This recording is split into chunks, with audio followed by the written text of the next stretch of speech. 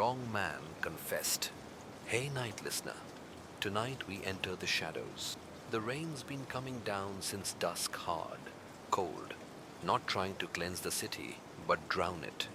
You stand under a flickering street lamp, collar up, cigarette forgotten between two fingers. Somewhere behind you, footsteps echo against wet pavement. But when you turn, nothing. Just the sound of water sliding down alley walls and the faint hum of neon from a diner that's long since closed. If this story found you, maybe it's because you've been followed too. So, before we vanish into this mystery, like the video, and subscribe only if you can handle the truth buried beneath the lies. Tell me where you're listening from and whether it's the truth, the thrill, or the justice that draws you in. Now, lock your doors, take a deep breath, and follow me into the dark. You're still carrying the weight of the conviction. Harvey DuPont, 37, mechanic, no priors. One night, he called it in. Himself said he found the body of his girlfriend, Mia Lansing, in their apartment bathtub. Said he blacked out after a fight, woke up, and she was cold. His prints were on the knife, his blood mixed with hers in the sink. He confessed in the third hour of questioning, voice cracking like the rain on the windows. You filed the report. You nodded in court. You testified without shaking. But that was last month. Tonight, another woman's found. Same age, same knife, same message carved into her shoulder. Find the lie. You're called to the scene. And the moment you see the body, your stomach sours like old bourbon. Different face, same pattern. Even the room's familiar. Another clawfoot tub. Another flickering overhead bulb. Another crime scene photographer glancing at you too long. You step closer. She's not wearing makeup. Her wrist is bruised. There's a dried trail of blood that doesn't match the arterial spray. A single red glove rests on the vanity. One glove. No pair. It wasn't left there. It was placed there. Like punctuation, like someone knew exactly where you'd be standing and what you'd remember. You knew, but pretended you didn't. Your partner, Jenna, arrives late, breath fogging as she hunches beside the body. Another one. She mutters, same everything. You reply. She squints at you, doesn't ask what you're really thinking, because she knows you got it wrong, and the real killer is still out there. You stare at the glove. Something in your memory trembles, but doesn't collapse. A detail from the DuPont file. Something discarded as noise. A mention of red fabric. But there was no glove in the original scene. You blink. Try to remember your own notes. What if we missed something, you whisper? We didn't. Jenna snaps too fast. Too rehearsed. Everyone lies, especially the quiet ones. You leave the scene rattled. In your car, you pull up the archived case files. You scan every paragraph, every photo, every timestamp, and there it is, buried. Line 3, page 12 of Mia Lansing's witness report. He said he'd buy me red gloves. I said I liked black. You close the file and realize it's not a detail anymore. It's a message. The killer's not just copying the original murder. They are continuing the story, which means Harvey's confession. It wasn't a climax. It was the prologue. As you start the engine, you glance in the rearview mirror, and for a split second, you see someone sitting in your back seat. But when you turn, nothing. Just a single red thread stuck to your coat. A second body, same signature. You don't sleep that night. You try. You sit in your creaking chair with the blinds half shut. The case file spread like an autopsy across your living room floor. Coffee gone cold. Jacket still on. The kind of insomnia where your brain doesn't whisper it, interrogates. Why the glove? Why now? Why her? There are no answers, just more timelines. and all of them lead to the same dark truth. Harvey DuPont couldn't have done this, and if he didn't, then everything, your badge, your oath, your testimony, was built on sand. At 4:23 a.m., your burner phone buzzes. Blocked number. No voicemail. Just a message. A photograph. You tap it open. Another woman. Eyes closed. Same position in the tub. Same words carved into her shoulder. Find the lie. Only this time, there's a clock on the wall behind her. Hands frozen at 11:11. You check the timestamp. The photo was taken 4 minutes ago. You knew, but pretended you didn't. You hit the street before the sun even threatens to rise. The city feels empty, like someone pressed pause on everything except the things you don't want to see. When you get their warehouse district, Sector 9, the smell hits first. Mold, copper, decay. The building's door is already open. No forced entry, no sign of struggle. Just the woman, still in the tub, still warm. Which means you were supposed to find her. And the killer knew exactly when to send the photo. You kneel beside the body. Same glove red. Left hand placed on the floor just out of reach. But there's something else now. A small silver key, looped through a ribbon, tucked under the edge of her tongue. Careful, deliberate, symbolic. You bag it without a word. It was never about the truth. It was about control. Jenna arrives late again. She avoids your eyes. This time, we have a serial. She mutters. You nod. What if we've had one all along? She doesn't respond. You think of the original crime scene. Mia, the bathtub, the blood. You remember how quickly everyone wanted the case closed, how the confession came too easy, how you wanted it to be over. Let me run the prints, Jenna offers, already heading to her cruiser. But you don't follow. Instead, you return to your own car and pull the DuPont case file from your glove box. You flip to the forensics log, page 19, initial autopsy notes. You missed it the first time. A notation, traces of leather dye under victim's fingernails. You hadn't connected it then. Now, it's undeniable. She fought someone wearing red gloves, but Harvey never bought them, never wore them. He was telling the truth. And you ignored it because it fit the narrative better that way. Everyone lies, especially the quiet ones. Back home, you lay the red glove on your kitchen table under a lamp. You stare at the seams. Inside the lining, you notice a faded stamp, a dry cleaner's tag, Eastvale wash ticket, row 11125. You call the number listed in the public directory. No answer, just a recorded voice. If you're calling about the red gloves, meet me where the truth was buried. Click. You freeze. Your hand clenches without realizing it. Because that phrase, it's the title of your final case report. Burial of Truth Case Closure Summary. Lansing Homicide. It wasn't public. It wasn't referenced. You named it that in your private folder. Which means whoever left that glove knows everything. You close your eyes. The memory returns sharp and unwelcome. You sitting in that courtroom, watching Harvey's shoulders shake as the verdict was read. Guilty. And you'd felt relief. Not justice, just the cold breath of something ending. Except it hadn't. It had only changed shape. You grab your coat. One more body's out there. And if the pattern holds, they're not done yet. Blood on the badge. You arrive at the precinct before anyone else. The halls echo as you pass them, framed photos of retirees and citations for valor that feel like set dressing in a play you stopped believing in. You head straight to the evidence locker. You don't sign in. No one stops you. Because once you were the one people didn't question.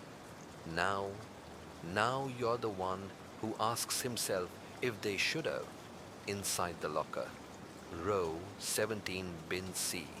The DuPont case box is still there, still sealed with your name on the chain of custody tape, still exactly where you left it, except it isn't, because the tape is cut, then resealed so perfectly it would fool anyone who wasn't looking for it. You open the box, files accounted for, photos still stacked, numbered, grainy, but the knife, the murder weapon, gone. In its place, a manila envelope, unlabeled. You tear it open. Inside, a single Polaroid, taken from above. It shows a woman, pale, in a tub, carved with the same 3 words, "Find the lie." But it's not one of the crime scenes you visited. This one is older. You flip it over. A date, written in smudged blue ink, May 4th, 11 years ago. And suddenly you're sweating, because you know exactly where you were on that day, graduation day. Academy. The day you first pinned a badge to your chest. You knew, but pretended you didn't. You head to the archives next. It's in the basement where the air feels like it hasn't moved since the Cold War. You type the date into the digital index. A case file pops up. Homicide, female, bathtub, knife wound, status unsolved, case assigned to Detective Marcus Leary, your mentor, your former partner, your ghost. You haven't spoken to Leary in years, not since he took early retirement and moved off-grid. He taught you everything you know, including how to look the other way when a confession was convenient. Your phone buzzes. Another block number, another message. You weren't supposed to find that photo. No name, just a new image attached. It's a security camera still time-stamped 10 minutes ago. It shows someone leaving the evidence locker wearing your badge. Everyone lies, especially the quiet ones. You rush back upstairs. The clerk at the front desk doesn't look up. You slam your badge on the counter. Was anyone just down here using this? He blinks. Didn't you just walk past me 5 minutes ago? No, that wasn't me. Yeah, he says, confused. But they were wearing your coat, had your clearance. You sprint to the locker. Bin C is still there, but now the photo is gone. No Polaroid, no envelope, just the empty folder where you know the knife used to be. And on the floor, right beside it, a single drop of fresh blood. No source, no trail, just placed. Like punctuation, like someone knew it would mean more if it just appeared, without explanation. And next to it, a paperclip bent into the shape of a noose. A symbol, a threat, a warning, or worse, a signature. It was never about the truth, it was about control. That night, you sit in your apartment again, every light off, except the one above the evidence board. The glove, the Polaroid, the fake badge, the key, the file, the lie. You stare at them like puzzle pieces from a different box, because someone isn't just copying a murder, they're editing it. They're turning your closed case into a living story. And you're just another unreliable narrator. You glance down at your badge, still there, still cold, but you notice something new etched into the back, like it was scratched there when you weren't looking. 4 words, "I never left you." The missing photograph returns. You should have burned the photo when you had the chance. Instead, it returns on your windshield the next morning, taped under the wiper blade like a parking ticket from the past. Same Polaroid, same woman, same words carved on skin like scripture. Find the lie. But this time, someone's drawn a red circle on the edge of the photo, around a shadow in the mirror behind the tub. It's faint, almost part of the grain, but it's there. A figure. Broad shoulders, no face, just a shape watching the scene from behind the doorframe. You tear it from the glass and step back, glancing around the street. Morning commuters drift past like ghosts. No one looks at you. No one slows. But you feel the pressure. You're being watched. Again. You knew, but pretended you didn't. Back inside. You spread everything out on the floor. Photos, files, clues. But it's the mirror in that Polaroid that won't leave you. So you scan it, enhance, push shadows around like wet ink, and the figure comes into sharper focus. Not a man, not a woman, just a silhouette holding something small, a camera. The killer documented their own crime and left it for you to find twice. You reach for the evidence bag with the red glove. Inside the lining, you find what you missed the first time, a strip of film negative, curled into the seam. You hold it up to the light. 3 frames, 3 tubs, 3 victims, and in the final frame, a close-up of your old partner, Marcus Leary, smiling.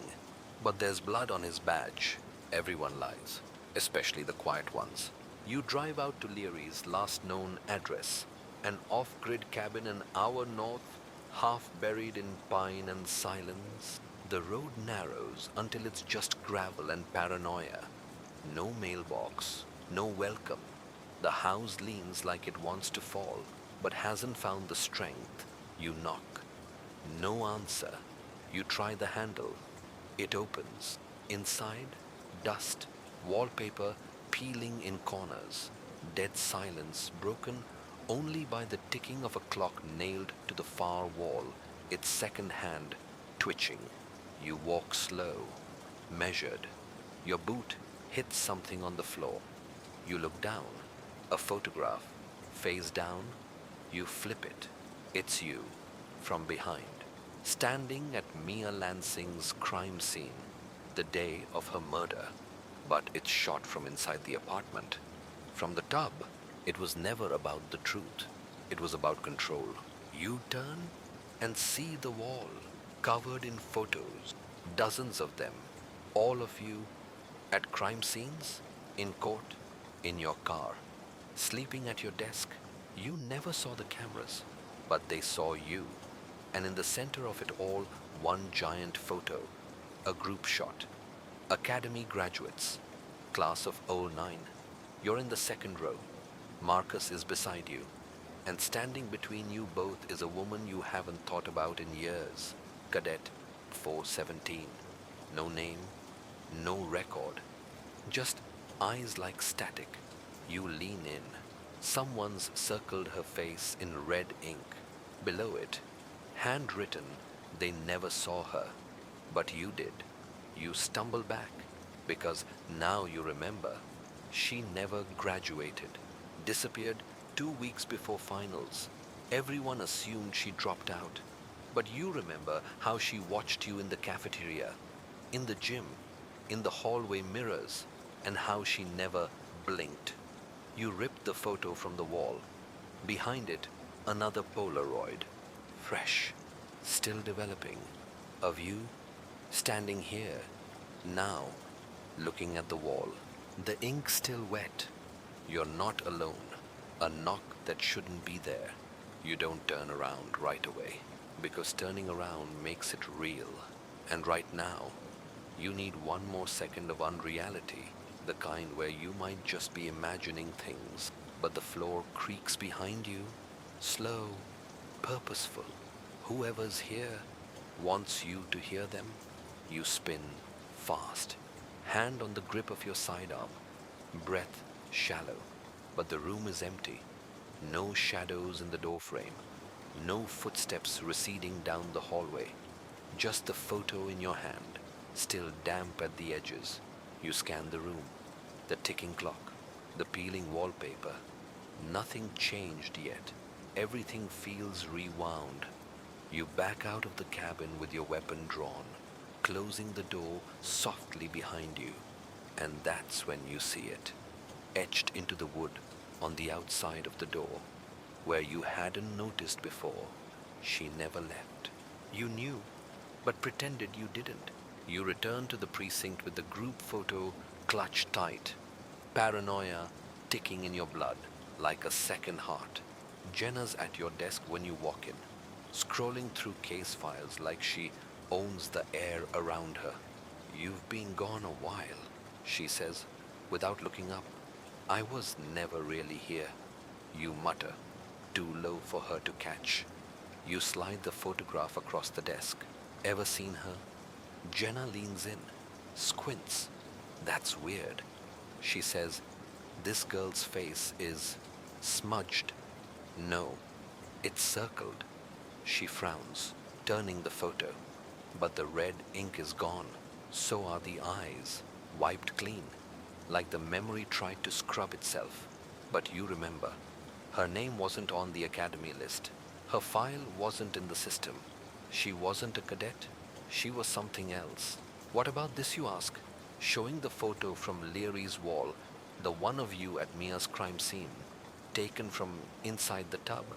Jenna goes pale. That angle, there's no way anyone could have taken that. Exactly.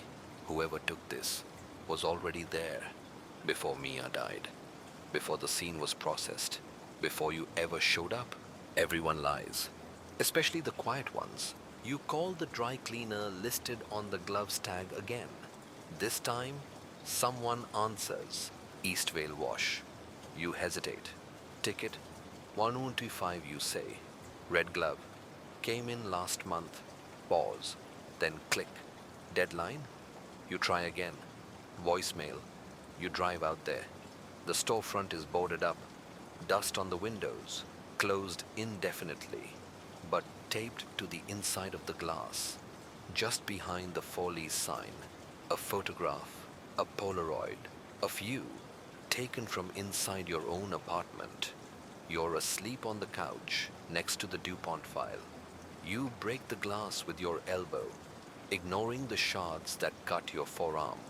You reach in and grab the photo. There's something taped to the back, a thumb drive. You pocket it and drive straight to your office. It was never about the truth. It was about control. You plug the drive into the secure terminal. No folder names, no files, just one looping video file. You hit play. Grainy footage, black and white. A surveillance angle. Your apartment again. But this time you're awake. You're talking to someone out of frame. You rewind, rewatch, try to read your lips. You say, you told me it was done. You promised. I kept my end. You pause, because you don't remember this conversation at all. You skip ahead. The angle shifts. Someone enters the frame, only for a second. But you freeze the frame. Zoom in. It's her, the girl from the academy photo. Not aged, not changed. Exactly the same. She's not 11 years older. She's not 11 years anything. She's impossible. And behind her, a wall full of photographs, each one labeled with a number and a single word. Next. The clock that counts backward. You sit in the interrogation room with the lights off and the thumb drive spinning slowly in your hand. That frame, her face burned into your skull now. Timeless, unaged, smiling like she knows your thoughts before you do. The door creaks open. Jenna enters with 2 coffees and tired eyes. Rough night. You nod. Can you pull all the closed case reports involving cadets from the '09 class? She gives you a strange look, but doesn't push. Sure. Any reason one might not be as closed as we thought. As she leaves, you glance up at the wall clock. Tick, tock, but something about it feels off. You stare harder. The second hand is moving counterclockwise. You knew, but pretended you didn't. You pull the battery, flip the clock over. Etched inside the plastic backing, time only runs backward when guilt stays forward. And taped to the inside, hidden beneath a flap of paper, another Polaroid. You again, this time at a funeral. Leary's, except Leary isn't dead. Is he? You call every number tied to his name. Disconnected. You drive to the property again.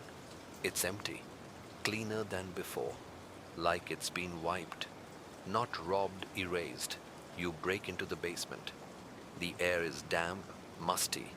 You find the boiler room. Behind it, tucked between wall studs, wrapped in plastic, a box labeled Emmeline. That name again. You open it. Inside, a red scarf, a cassette tape, a Polaroid of a motel room, blood pooling on the carpet, a key with the number 3114 etched into the metal, and a note written in typewriter font. They won't believe you, but they'll believe what's next. Everyone lies, especially the quiet ones. You borrow an old cassette player from evidence, tape it up with duct tape to keep the door shut, because no one's used it since digital took over. You hit play. A woman's voice, faint, mechanical, repeating like a mantra. He took my name. He took my story. Now I take his. Rewind. Play again. It's not a confession. It's a curse. You head to the motel in the Polaroid. It's still there. Barely. Half the letters on the sign flicker. The others long dead. You ask for room 314. No such room, says the night manager. You flash your badge. He shrugs. Room 314 was sealed. 20 years ago. Fire. No one goes in. Someone went in. You use the key anyway.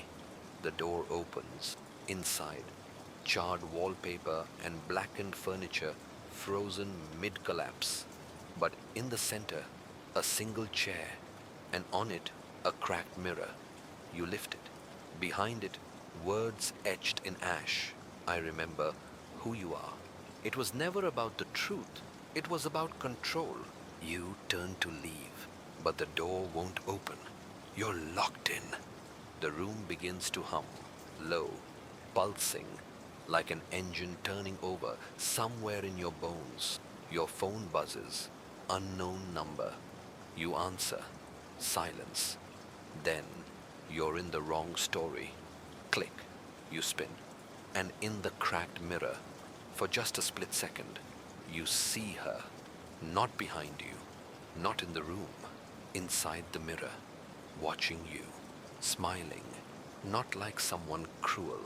Like someone patient. You shatter the mirror. Glass rains across the floor like judgment. But behind the shards is a slip of paper. One line. He was wrong about me. That's why they keep dying. You sit there for a moment, surrounded by evidence no court would accept. A broken mirror, a burned room, a dead name, and in your head, her voice again. He took my story. You look down at your notes, your board, your badge, and for the first time, you ask yourself, who did you take it from? The badge in the mailbox. You return home before dawn. Exhausted and half aware you're still wearing yesterday's blood on your sleeve from the glass. But something's off before you even step inside. Your mailbox is open, no wind, no sign of tampering, just your badge inside, placed carefully, centered, cleaned, the same badge you're still wearing on your hip. You pull it out slowly. It's real. Same scuff on the edge, same dent from that bar fight 2 years ago. But it shouldn't exist because it's already on you. You check again. 2 identical badges, same number, same weight. Only the one in your mailbox has something etched beneath the metal lip. You made a choice. You knew, but pretended you didn't. Inside, your apartment is colder than it should be. You leave the door cracked, just in case. You're not sure if that's for escape or for invitation.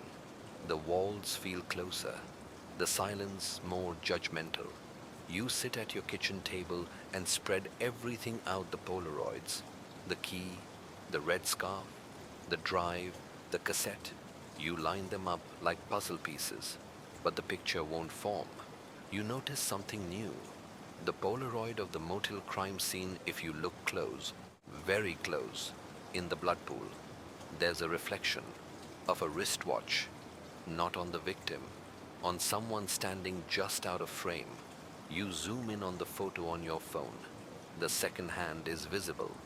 It's stuck on 3:17, the same time on the clock in your apartment right now. Everyone lies, especially the quiet ones. Well, really, you don't sleep. Instead, you return to the station just as the sun bleeds over the skyline like an alibi you don't trust. Jenna's already there. You said you wanted Academy files. I found something. Wrong. She hands you a manila envelope. You open it. Inside, black and white photocopies of cadet rosters from 2009. Your class photo is there. But this time, the woman Emmeline is labeled clearly beneath her image. That name wasn't there before. You whisper, "That's what I mean." Jenna says, "It wasn't. I checked the backup drives. Something changed. Retroactively." Your phone buzzes. Blocked number? You answer, "Detective, this is Leary. Don't hang up." You freeze. You're dead. You say, "No, but you're not far off. You're in something that doesn't want to be solved." Emmeline. A pause. She was the case. What does that mean? You ever wonder why she never graduated? Why her file was blank? She wasn't a cadet. She was planted. A test. A test of what belief? Static overtakes the call. Then silence. You sit back, heart knocking against your ribs like a suspect trying to flee interrogation. A test of belief. It was never about the truth. It was about control. You go back to the evidence board, pin up the two badges, one labeled now, the other labeled then. You stare at them both, trying to feel which is heavier, not in weight, but in guilt. You remember a night after graduation, the one that always comes back in fragments. A celebration, drinks, someone screaming, someone falling, and a voice, hers calm, measured. "You'll forget me now." That's how this works. You open your safe and remove the one thing you swore never to use again. A notebook, bound in cracked leather. Inside pages you don't remember writing. Dreams, names, maps. A page titled, "If I Forget." Read this first. Your handwriting, underlined 3 times. She's not a ghost. She's not a woman. She's a narrative. Don't follow her too deep. Below it, a sketch of a mirror, shattered, and in each shard, a different version of you. Detective, victim, killer, witness. You realize now, this isn't a whodunit. It's a who are you? And somewhere, she's still writing the ending. The apartment across the street. You've lived across from that building for 7 years. And yet, tonight's the first time you really see it. Window by window, curtain by curtain, and there, 3rd floor. Corner unit, a light flicks on. It's 3:17 a.m. Same time as the blood-stained watch. You don't think. You act. You cross the street barefoot. Badge, one of them clipped to your belt. Gun holstered. Notebook under your arm like a crucifix against madness. You buzz the door. No answer. You try again. Still nothing. But the door unlatches. Click. You knew, but pretended you didn't. Stairs groan beneath your weight, like old secrets waking up. Every floor smells like dust, an old radiator sweat. 3rd floor. You count the doors. 1, 2, 3. Apartment 314. You knock. The door creaks open an inch. Unlocked. You push. Inside, empty. No furniture. No smell of life. Just light. From a lamp. The kind you've seen before. Exactly like the one in the Polaroid from Mia's murder. You approach slowly, scanning everything. The room is silent. Still.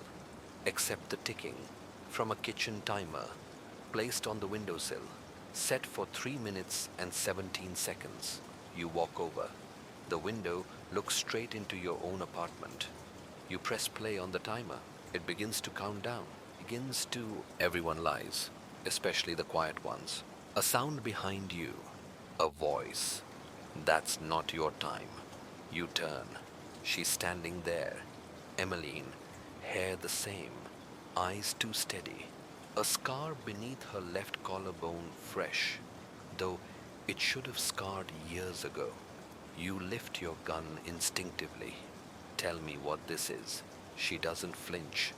You really don't remember, do you?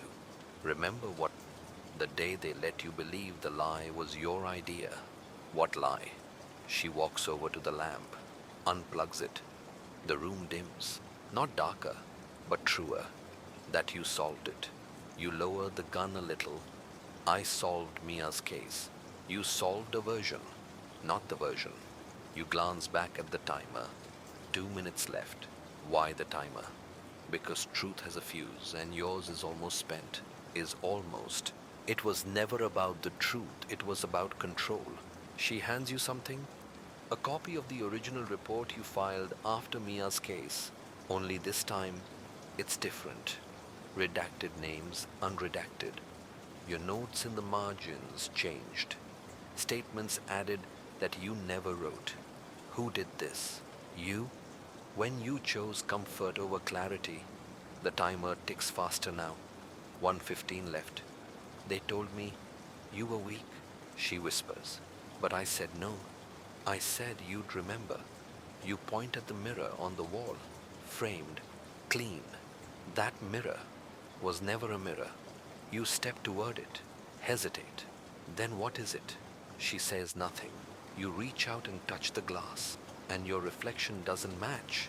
Your face is older, tired, but your eyes wrong, harder, crueler. You step back. It's not a mirror. It's a window to the version of you that made the other choice, the version that buried the evidence instead of revealing it. He got everything he wanted, Emmeline says quietly, and the bodies he made peace with them. You didn't. The timer hits 00. It rings and nothing explodes, except your certainty. Why me, you whisper? Because your story was the only one missing. You look down. The notebook in your hand is open to a page that wasn't there before. A sentence, scrawled in ink you don't remember using. The detective was wrong, so someone else had to be right. The next page is blank, waiting. The page that wasn't there. Yesterday, you returned to your apartment with the notebook clutched to your chest like it's bleeding ink through your skin. The street outside is still empty, still soaked. Rain lingers in the air like regret you can't dry off. You sit at your kitchen table. The blank page stares back. It's not really blank, not anymore. Under the right light angled, just so you see the impression of a message. Not written, pressed, as if someone had scribbled on the previous page, hard enough to leave a ghost behind. You shade the page lightly with pencil. A sentence appears. The truth was redacted because it spoke back. You knew, but pretended you didn't. Your phone buzzes. A notification. Files restored successfully. You didn't restore anything, but the folder opens itself like it knew it would be found. Inside 4 audio recordings, all titled with numbers. You start with 909, static, then a voice yours, maybe, but not quite yours, saying case log update. Emmeline H. Subject flagged for deletion. Witness credibility compromised. You pause. You never made that log. You'd remember deleting someone, wouldn't you? The next file 0 was adjourned. Just a sound, breathing, yours again, only it's recorded from the inside of your apartment. While you were sleeping, you play it again. The last 5 seconds a whisper. The mirror isn't where you left it. You turn. It's true. The mirror you smashed. It's back on the wall, reassembled, perfect, waiting. Everyone lies, especially the quiet ones. You reach for your notebook again, flipping to the page with the sketch of the mirror shards. You didn't notice it before, but in one shard, a tiny detail, your reflection is holding something. A gun, not your issued sidearm, an older revolver, one you haven't carried in years. You go to your closet, move aside the boxes. At the back, locked safe. You haven't opened it since you stopped drinking, since Mia's trial. Combination still etched into your mind like scar tissue. It opens inside that revolver, dusty, loaded, but under it, something else. A report stamped, rejected. A witness statement from Emmeline. You read the first line. He asked me to lie, so I did. But I lied better than he expected. A scribbled note in the corner, your handwriting again. Destroy this if found. But you didn't. You saved it. Because some part of you knew. Some part of you always knew. It was never about the truth. It was about control. You play the final two recordings. 314 is gobbled. But you catch a name. Jenna. She's not who she said she was. Not just a partner. The voice says she was placed, assigned to monitor your compliance, to steer the narrative. You open your text history. Every message from her still there. But the earliest one, from before you ever met a photo. Black and white.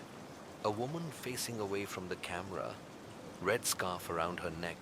Caption. Truth is a lonely woman. You never noticed it before.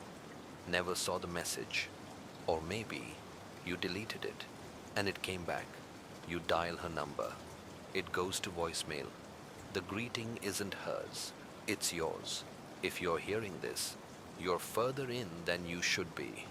Go back, burn the files, forget her name. You drop the phone. The mirror on the wall, new cracks appear. Not from impact, from within. You approach it slowly. There's something behind the glass. A flickering room, a desk, a younger version of you, signing a report, stamping it, closure, then rising, smiling, and locking a drawer that never opens again. Until now, you place your palm on the mirror. It's cold. It pulses. The notebook in your hand warms. A final message appears on the last page. You solve the case. Now solve yourself. The drawer that was never locked. The drawer was always there, third one down. Left side of your desk at the precinct. You told yourself it stuck from humidity. That you'd forced it shut during a fit of frustration. That one day you'd open it again. You never did. But tonight, you do. And it opens easily, like it's been waiting. Inside is the original file from the Mia Kent case, only it's thicker than you remember. Twice as many pages, new clippings, internal memos with timestamps that don't make sense. A memo signed by someone who died 3 years ago. Captain Reese, date redacted, is hereby instructed to submit final report, omitting motive documentation, per protocol. Case Seal 3117. You sit there in the dim precinct light. The whole station quiet except for the vending machine humming behind you like a broken lullaby. You never submitted this version, but your signature is at the bottom. You read it again. The motive was removed, not revised, not rewritten, erased. And that's when it clicks. That's why the killing started after the trial. Because someone expected the motive to come out and it didn't. Someone who needed it exposed, not buried. You've been holding a dam in place for years. And now the cracks are spiderwebbing across everything you thought you knew. You knew, but pretended you didn't. You take the file to the evidence room. Swipe your card. The lock buzzes. The door opens to dark rows of past crimes, each boxed and sealed like coffins. You find the Kent file box once upon teen. You open it. The red scarf is missing. You blink. There's no evidence log, no label. You flip the folder. The item is listed, photographed, but physically gone. You close the box, turn around, and Jenna is standing behind you, in civilian clothes, not surprised to see you. You weren't supposed to come this far. I came exactly as far as I was pushed. She tilts her head. You always were stubborn. That's why they picked you. Picked me for what? She walks past you, opens a drawer, and pulls out a single item, the mirror shard from your apartment. Wrapped in cloth, you think truth is a line. It's a loop. She unwraps the shard and holds it toward you. You see yourself again. Only now the reflection blinks a second too slow. Off sync. Wrong. You're not the detective anymore. She whispers, you're the scene. Everyone lies, especially the quiet ones. She tosses you a flash drive. It's the rest of the motive. The part you wrote down before forgetting. You plug it into your phone. A video begins. Surveillance footage. Mia in the interrogation room. Not the public tape. Not what was shown in court. She's alone. Then you enter. Sit down. Say something. Mute. You can't hear it, but you see it. Her lips say, he made me lie. Your mouth doesn't move. Just a nod.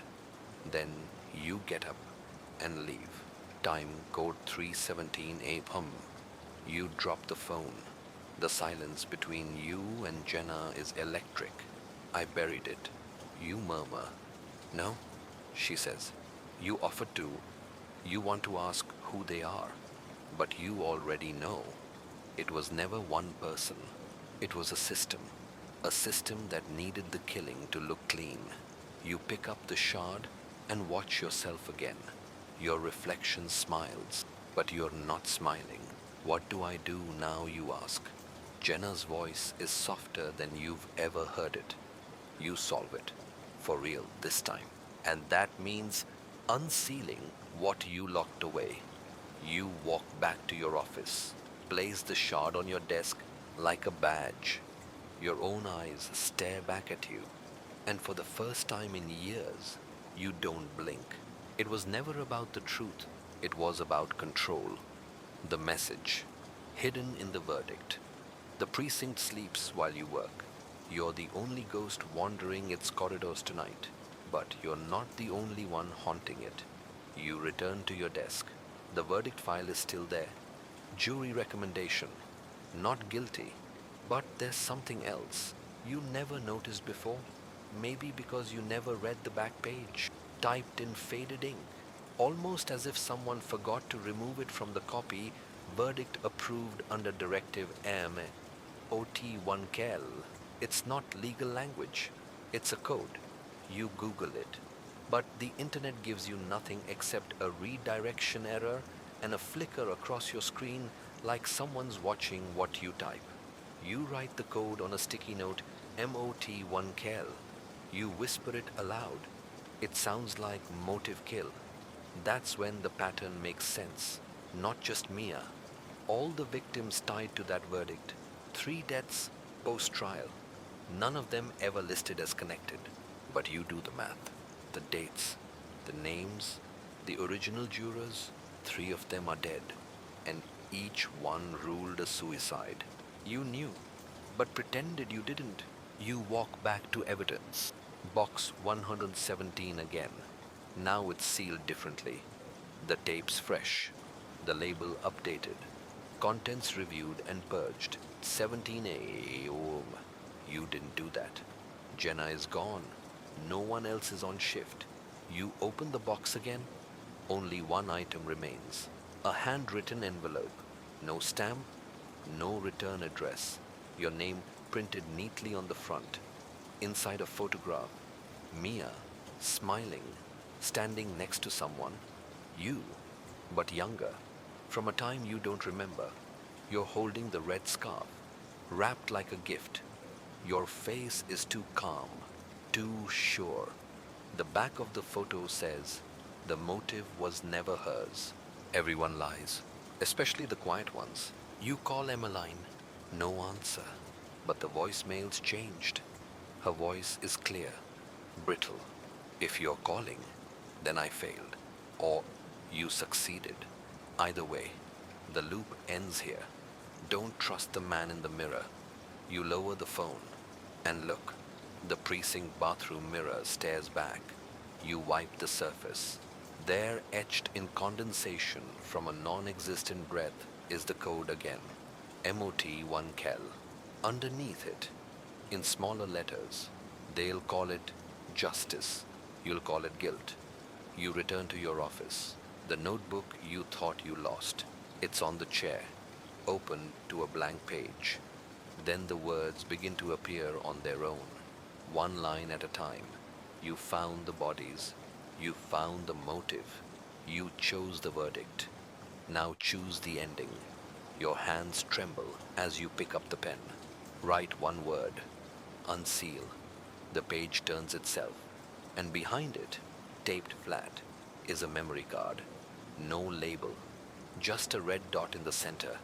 You plug it into your laptop. A video plays. A hidden camera feed from the original interrogation room. The one you never knew existed. The one above. Bird's eye.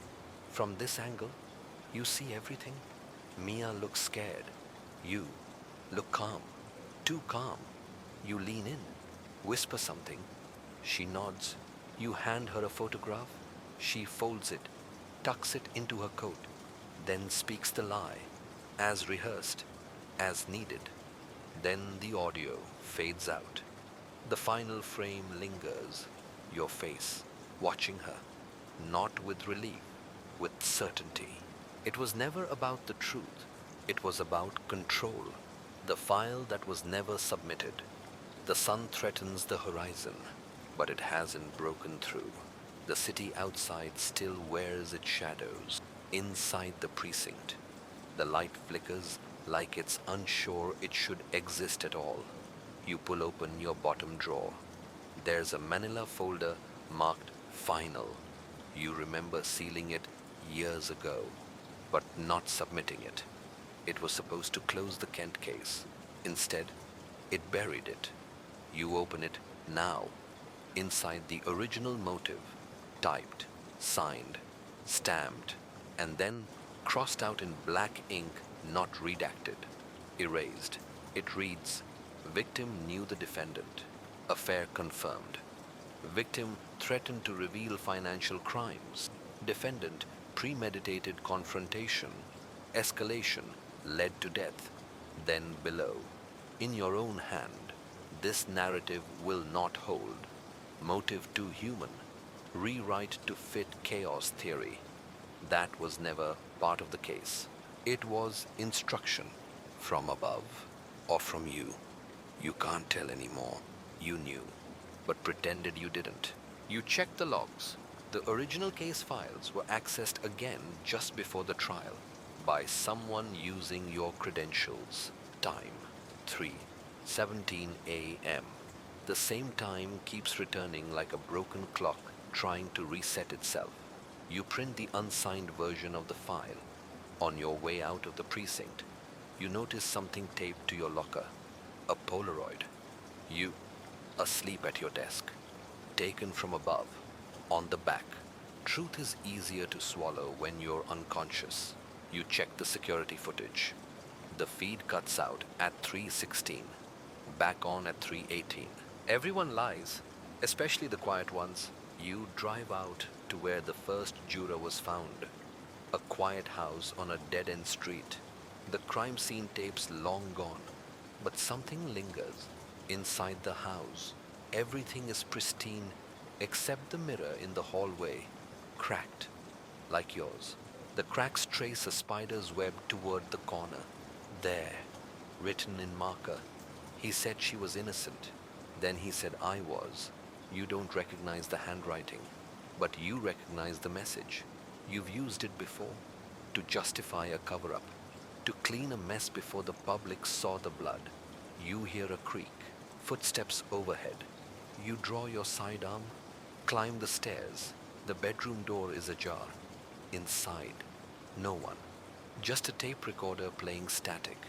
Then a voice.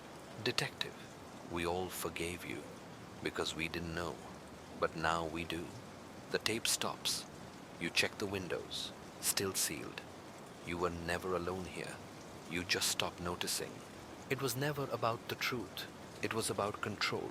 Back at your apartment, the mirror is missing again. You search every corner, and then you see it propped against the wall in the hall near your old case files. It's been turned around. On the back, a note written in grease pencil, your handwriting, but upside down. Stop solving. Start confessing.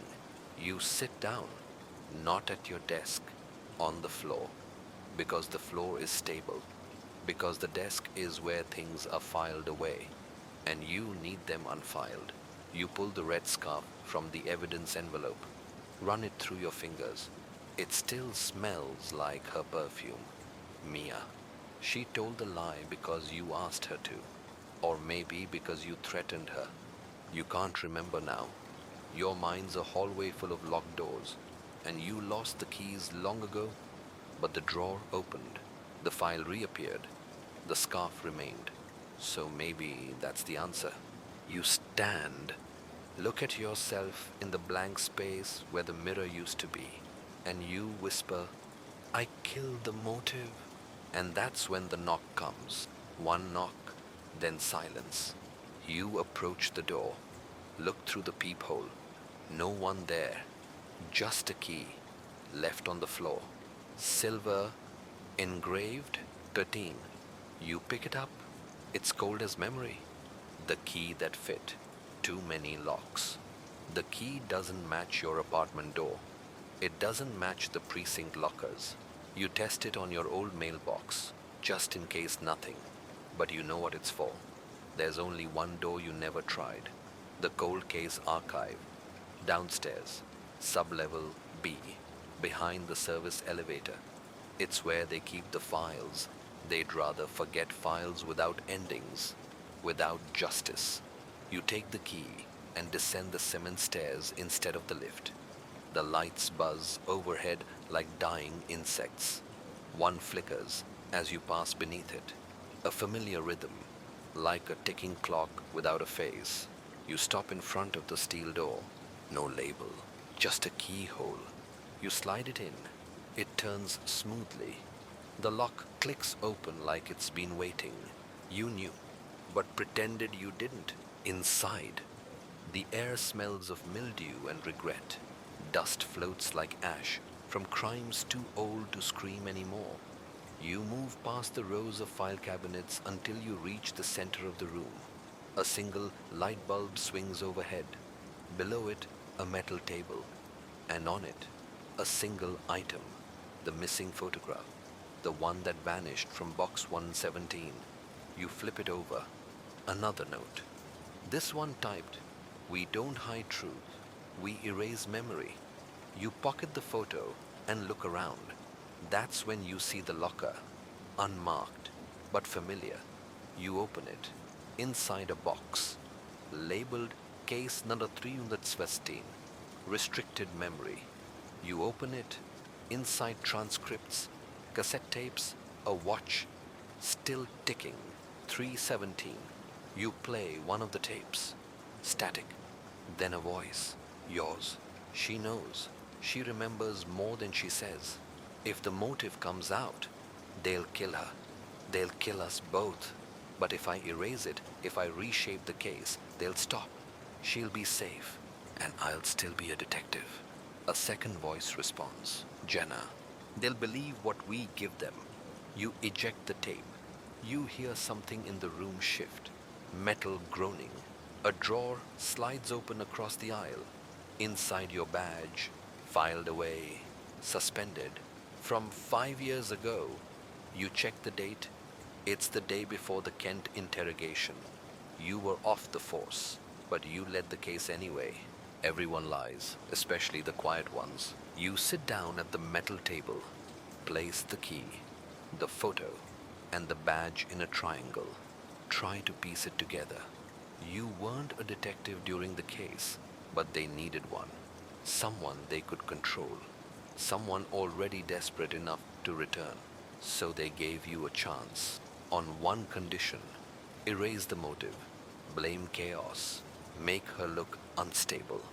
And in return, they'd make you whole again. And it worked. Until someone remembered. It was never about the truth. It was about control. You pull out your notebook. Write, "I was wrong." Another knock. This time from behind the archive door. Not the one you entered. A side entrance. You open it, and standing there is Emmeline. Hair pulled back, eyes calm.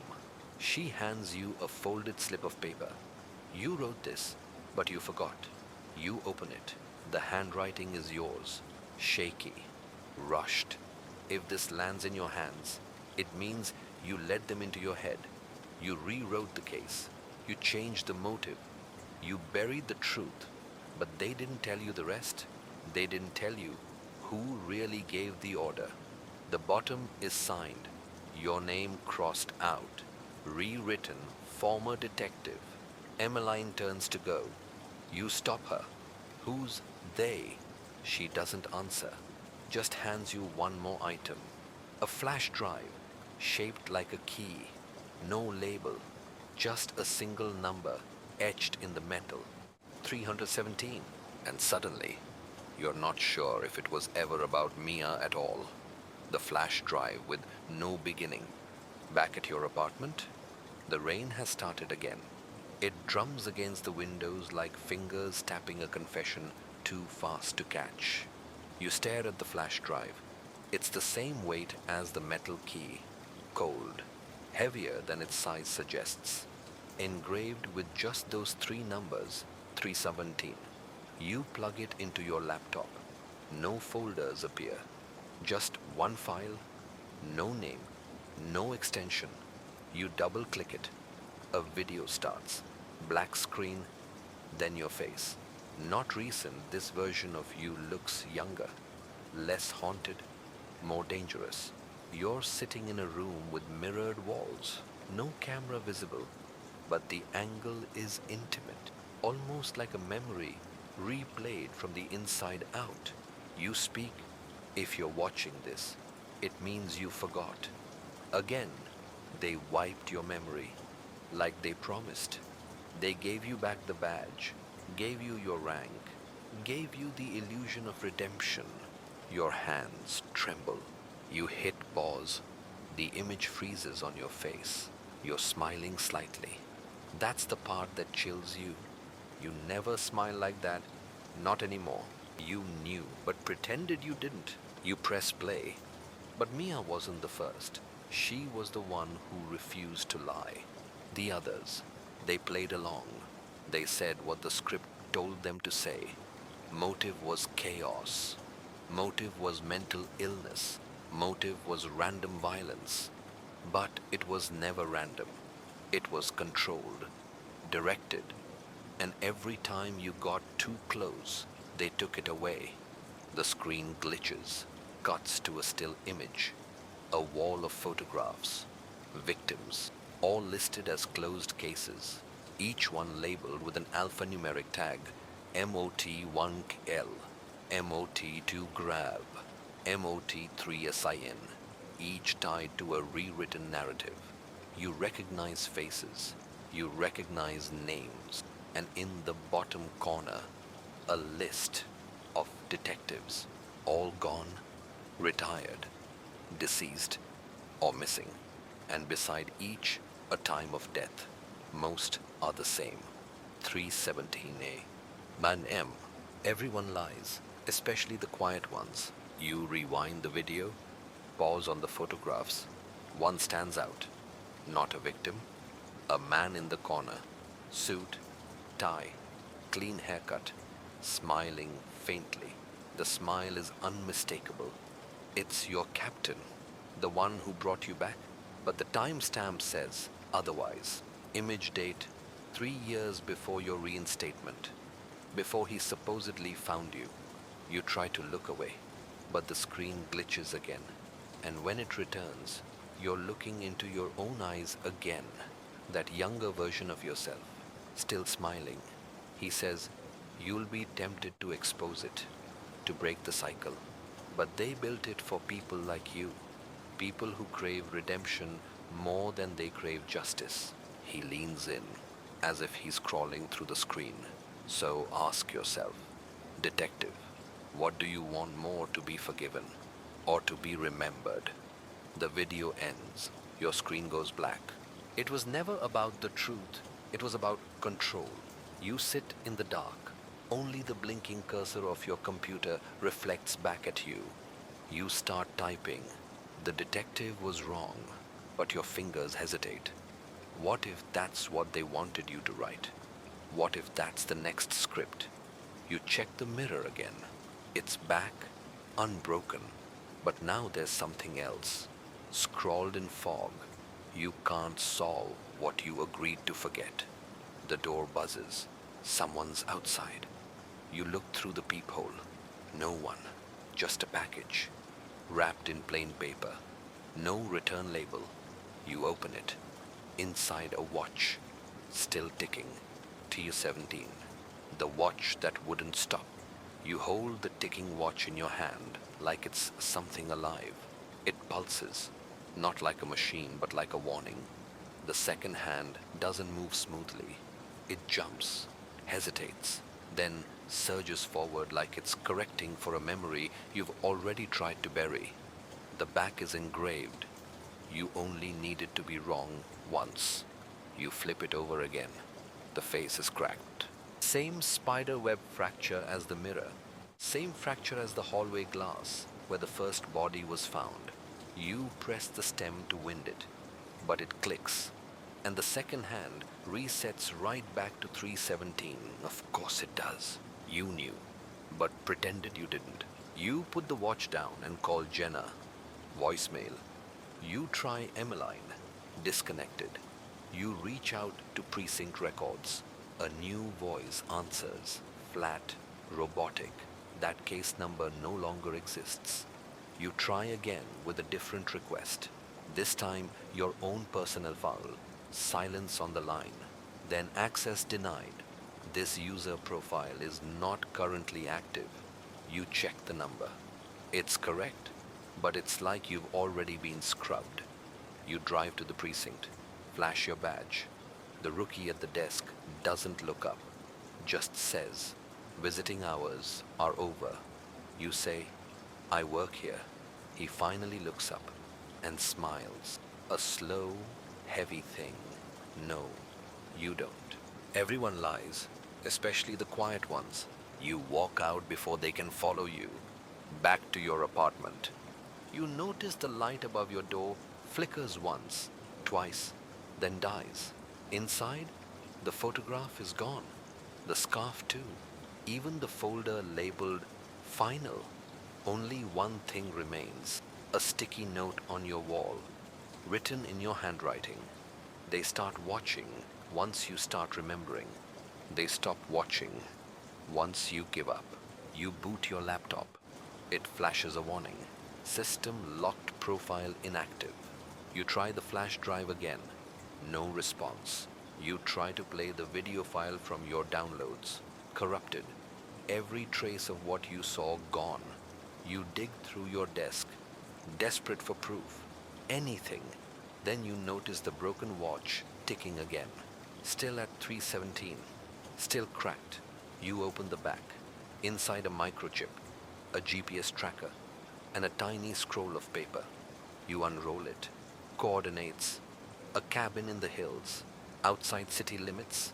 A hand-drawn X, and below it, one sentence. This is where you remembered the first time. It was never about the truth. It was about control. You leave without turning off the lights. You don't bother locking the door because it's not your apartment anymore.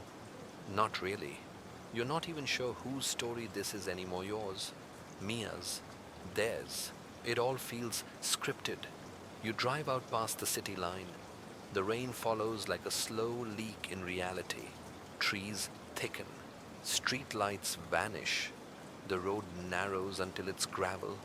Then just mud. Then nothing. You park, flashlight in hand. The cabin stands like a half-forgotten thought. Not abandoned, just erased. Doors unlocked. Inside, everything is too still. You move past the living room, into the back, a study, and there, on the wall, pinned like a police corkboard, your cases, all of them, marked up, connected with yarn, photos, timestamps, but not marked with your name. They're labeled Subject 316. You look closer. There are multiple subjects. Subject 305, Subject 312, Subject 314, all exit out. Only yours remains. And next to it, in red marker, contingency loop for initiated progress, 92%. You tear the sheet down. Underneath it, another mirror. Not cracked, not broken, just blank. You stare, and for the first time, you don't recognize the person looking back because he's smiling and you're not. The smile that wasn't yours. You step back from the mirror like it might leap out and grab you, but it doesn't. It just watches, or maybe reflects the difference has always been slippery. And the smile, still there, still yours, still wrong. It curves up like a secret someone else told. A smile that doesn't belong to a man unraveling a conspiracy. It belongs to someone who's already given in. You knew, but pretended you didn't. You turn from the mirror. Focus on the board, the photos, the documents you didn't collect, but that were collected about you. Every decision, every mistake, every moment you thought you acted out of free will.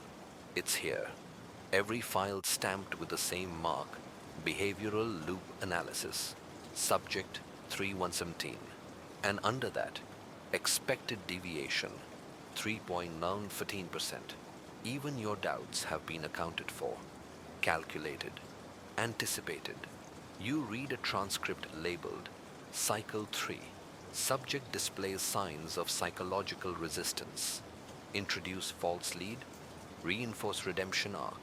You flip the page. There's a note handwritten in sharp strokes. Familiar? If this version fails, we let him remember more next time. You stare at the pen he used to write it. It's your pen. Same one you lost a year ago. Or thought you did. You pick up another photo from the pile. Not a victim. Not a suspect. It's you, sitting across from Mia. Interrogation room. But you never saw the angle this way, because you were being watched from behind the mirror. Everyone lies, especially the quiet ones. You look up. The cabin has no mirror on that wall, which means the photo was taken in a replica, a set, a rehearsal room. Suddenly, the ticking returns louder now. You look at your wrist. The watch isn't there. You left it in the car, but you hear it ticking from the next room. You follow the sound into a second study, this one darker, colder, and cleaner. At the center, a chair, metal, strapped, surrounded by monitors. You move closer. One screen flickers to life. A recorded video. It plays automatically. A man appears. Blazer, neutral tone, late 50s, unblinking. If you're seeing this, Subject 317, you've reached the end of your deviation path. That's progress. You've resisted less this time, fewer questions, more emotional attachment. You even asked about Mia. The man leans in, voice warm like a therapist's. But we both know she's not real. She's a behavioral anchor, a placeholder for guilt, control, the illusion of betrayal. He continues. You were the first to resist after 5 loops, which means you're closer to awareness than the others ever were. The screen glitches. Another message overlays initiate memory collapse in 3, 2. You yank the plug before it hits 0, and suddenly everything is quiet. It was never about the truth, it was about control. You stumble back outside. The rain is falling harder now. You rush to the car, but it's not where you parked it. It's facing the opposite direction. Driver's door open. Watch on the seat. Still ticking. 3:17. You hesitate before getting in. Look behind you. The cabin door creaks open again, and standing in the doorway is you. Same jacket, same shoes, but the smile wider, sharper. He raises a hand and waves, not like a greeting, like a goodbye. You close the car door and drive, but the road behind you doesn't vanish because you're not running away anymore. You're driving back to the beginning because whatever they made you forget, you're ready to remember it. The tape you never made. The road is longer than it should be. Every mile stretches like it's resisting your return. The trees blur into each other, like the same thought repeating with different words. The rain lets up, but the damage is done.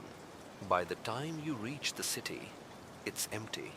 No sirens, no traffic, no lights in apartment windows, just flickering neon and a silence that hums like an old CRT screen charged, waiting.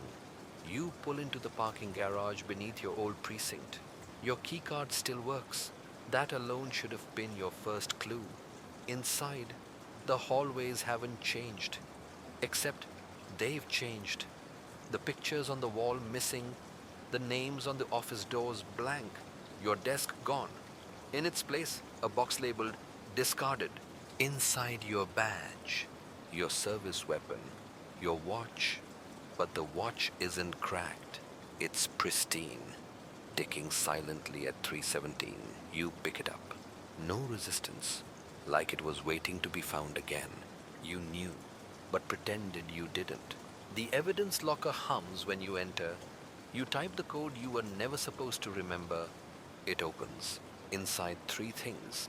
A black and white photograph of Mia, eyes closed, mouth slightly open, like she's whispering something to no one. A cassette tape, unlabeled.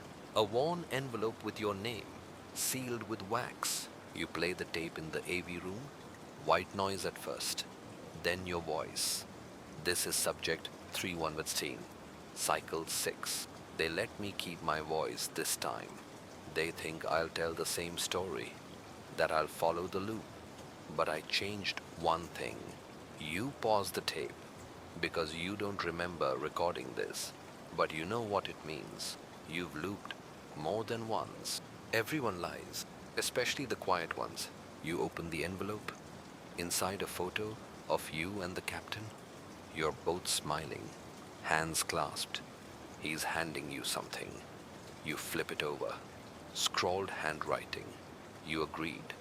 You run your fingers along the tape. Rewind. Play again. Your voice. Mia found the real motive. That's why she vanished.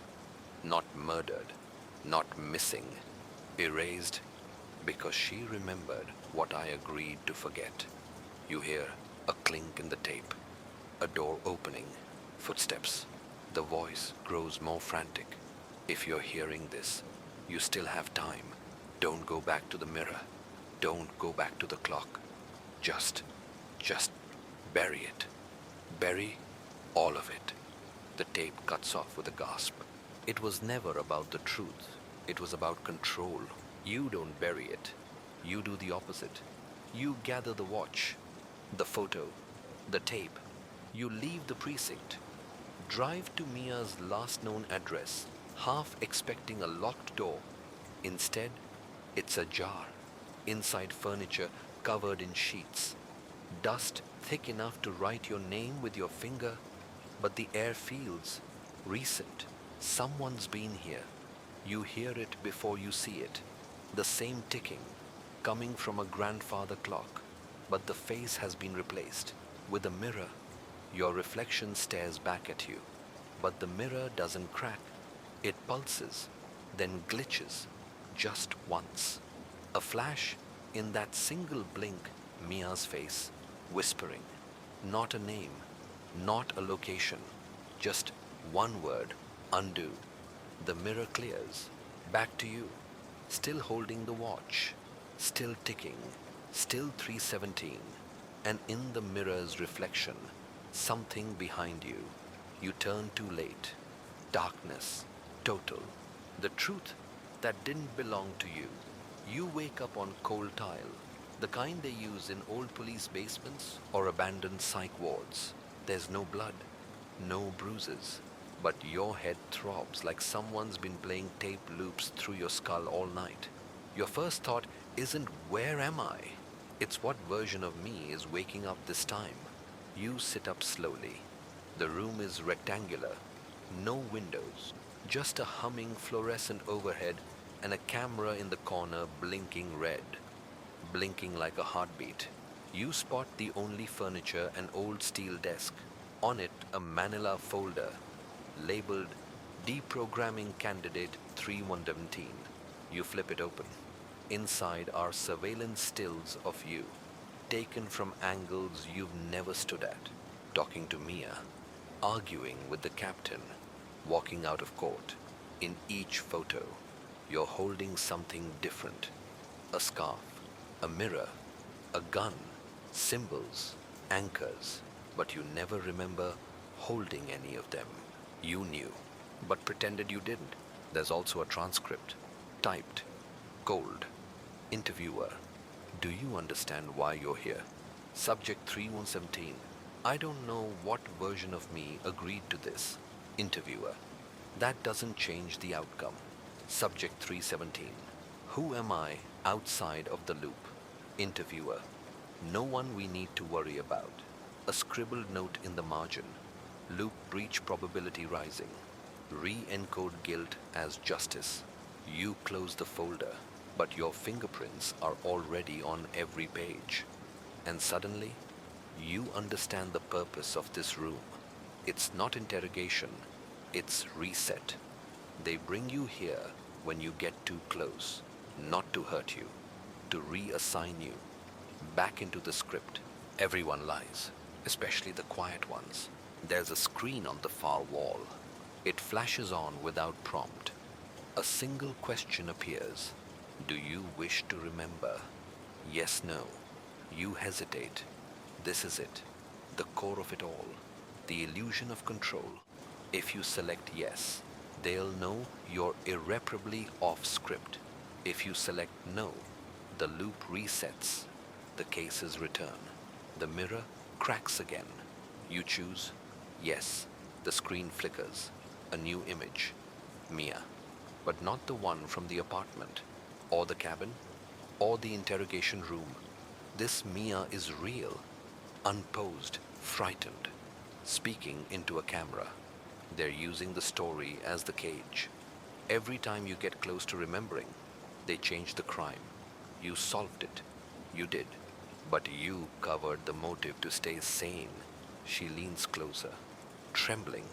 But the real motive was you. You created the loop to escape punishment. It was never about the truth. It was about control. The screen cuts out. The room lights dim. You feel the floor shift like you're being lowered. Elevator trap. You don't panic because you already knew. Whatever came next wasn't the end. It was the re-entry. And when the door opens again, you're back in your apartment. But the furniture's wrong. The air is newer, and there's a fresh photograph pinned to the wall. You, looking into the cracked mirror, smiling, like nothing ever happened. Because maybe, just maybe, it didn't. The voice that sounded like yours. Your apartment hums, not with life, but with precision. Everything is placed too perfectly. Books lined up alphabetically. You don't alphabetize. Clocks ticking in sync. You own only one. Mirrors wiped spotless. You haven't touched them in weeks. It feels like a crime scene preserved mid-denial. On your kitchen counter sits a cassette recorder, already playing.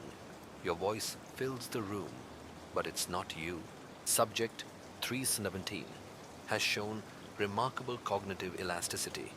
Each deviation is shorter, each collapse more efficient. He's begun asking the wrong questions, an encouraging sign.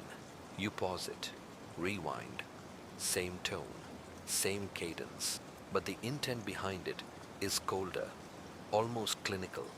You check the label. Cycle 12, post-breach debrief. The door buzzes. You freeze. No one's supposed to buzz. You haven't had visitors since Mia disappeared. You check the intercom monitor. A face? Yours. But tired, older, like someone who's been doing this longer than you have. You press the mic.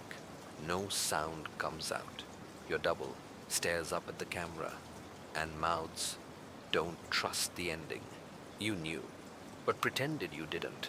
You opened the door, but the hallway is empty. Just your own voice echoing faintly from down the stairwell. He always opens the door. Every cycle. You slam it shut. Back up. The cassette clicks off. Silence now. You run your hands along the walls, looking for seams.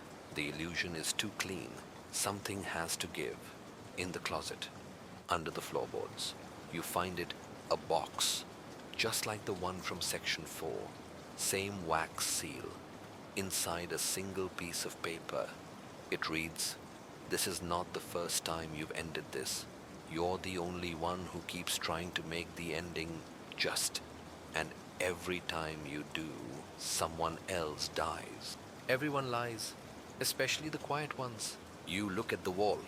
A photo of the most recent victim, Ellis Moore. Civilian, no connection to Mia, the case, or you. And yet, in the background of the photo, barely visible, your reflection in a cafe window at a time you were supposedly in another city. The murders never started until you stopped investigating. Maybe that's what this always was. A punishment for trying to end it. A system that doesn't want closure. Just repetition. You pick up your badge. It's heavier than before. You run your thumb over the number. You check the fridge for a drink. It's empty except for one item. A photograph of you and Mia pinned to a single can of soda. The kind she used to drink.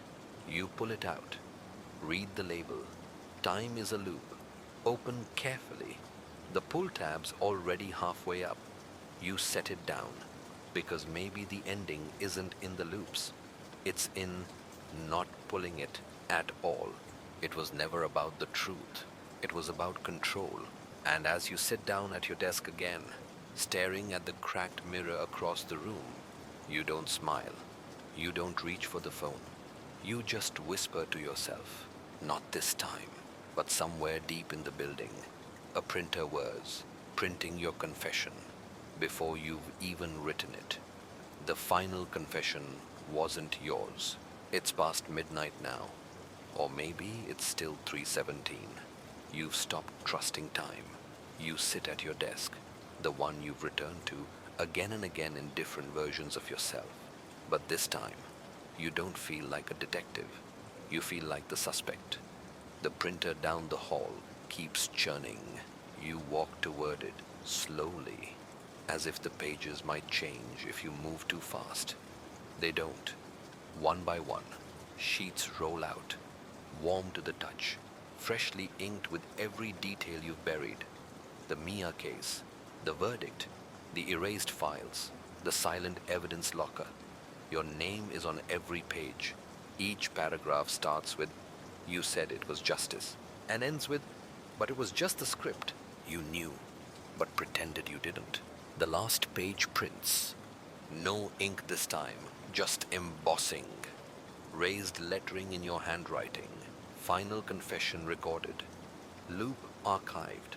Initiate forgiveness sequence. A yes/no checkbox. You don't check either. You turn around. The precinct is gone. You're not in the building anymore. You're on the side of a two-lane road, headlights slicing the dark behind you. Trees stretch tall and thin, like guilt in disguise. In your hand is the photograph from Section 4, the cracked mirror version. Only now, the image shifts as you stare. Mia's not in it anymore. It's just you, alone, and behind you, in the glass, a door slightly ajar. Everyone lies, especially the quiet ones. You turn around. There is no door, but there's a voice, yours, echoing from nowhere. The motive wasn't to cover up a crime.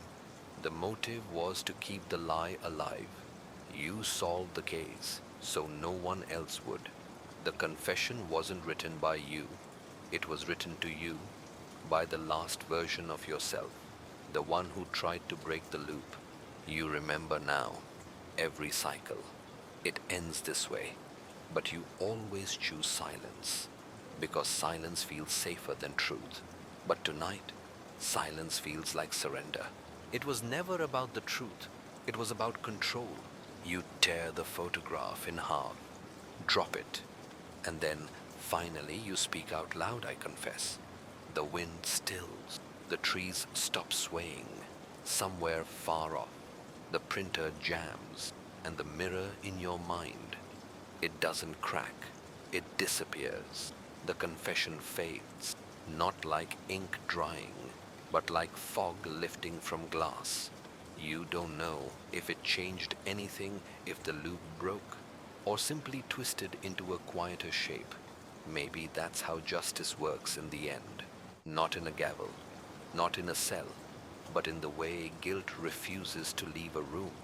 Even after you do, you're back home now. Not the version wrapped in shadows and ticking clocks. This one is softer. Dim light leaks through the blinds. The hum of an old radiator keeps the silence company. You sit in the same chair, but it no longer feels like the seat of judgment. You replay every scene in your head, Mia's eyes, the ticking watch, the echo of your own voice bleeding through cassette tape. The truth was never hidden from you. You just locked it behind a motive you couldn't face. And maybe you weren't wrong. Because sometimes solving the case isn't the hard part. Sometimes it's choosing what to do after you solve it. Outside, it starts to rain again. The kind that blurs the world behind your window just enough to make it feel unreal. Like you could disappear into it if you leaned far enough forward. You don't. You stay. You've told the truth now. Maybe only once. Maybe only to yourself. But that's enough for tonight. Now, turn off the light. Let the rain do its work. And if you hear something behind you, it's probably just the past, trying to catch up. End of script. Sleep well and watch your back.